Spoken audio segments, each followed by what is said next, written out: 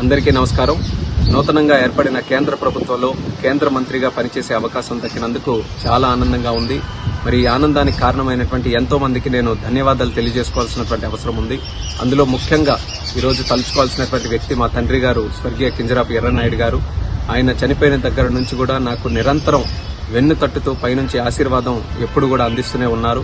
అలాగే ముఖ్యంగా మరి నాన్నగారు చనిపోయిన దగ్గర నుంచి హక్కును చేర్చుకుని నాకు నిరంతరం గైడెన్స్ సపోర్ట్ అన్ని ఇస్తున్నటువంటి మా అధినాయకుడు నారా చంద్రబాబు నాయుడు గారు, అలాగే నాకు సోదరుడు భావంతో చూస్తున్నటువంటి మా లోకేష్ అన్న గారు, అలాగే పవన్ కళ్యాణ్ గారు, అలాగే మన నరేంద్ర మోదీ గారు, మరి ముఖ్యంగా మా బాబాయ్ అచ్చెన్నాయుడు గారు, మా కుటుంబ సభ్యులు, మా అమ్మ, అలాగే మా సతీమణి వాళ్ళందరూ కూడా ఎన్నో త్యాగాలు చేసి ఈరోజు నేను 3 సార్లు గెలవడానికి కారణమయ్యారు.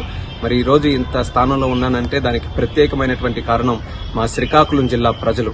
మీరు నా మీద చూపిస్తున్నటువంటి ప్రేమాభిమానం ఎంతవరకు తీసుకొని వచ్చిందో ఈరోజు ప్రత్యేకంగా మీరందరూ కూడా చూస్తున్నారు. దానికి మా శ్రీకాకుళం జిల్లా ప్రజలందరికీ కూడా శిరస్సు వంచి పాదాభివందనం తెలియజేసుకుంటున్నాను.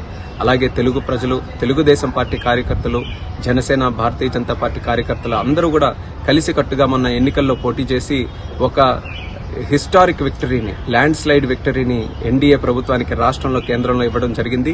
దాని కారణంగానే ఈరోజు ఆంధ్రప్రదేశ్ రాష్ట్ర భవిష్యత్తు చాలా ఉజ్వలంగా ఈరోజు మనందరికీ కూడా కనిపిస్తుంది.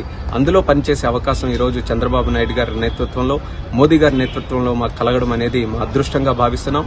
ఈ పదవి మా ఒక్కరిదే కాదు, ఆంధ్రప్రదేశ్ రాష్ట్ర ప్రజలదనేది మళ్లీ గుర్తు చేస్తున్నాను. ఈ 5 సంవత్సరాలు కూడా తెలుగుదేశం పార్టీ మీ అందరికీ కూడా తెలిసిందే, గత 40 సంవత్సరాలుగా తెలుగు ప్రజలు ఎక్కడ ఉన్నా, ఏ కష్టాల్లో ఉన్నా వాళ్ళ కోసం మేము పనిచేస్తూ వచ్చాం.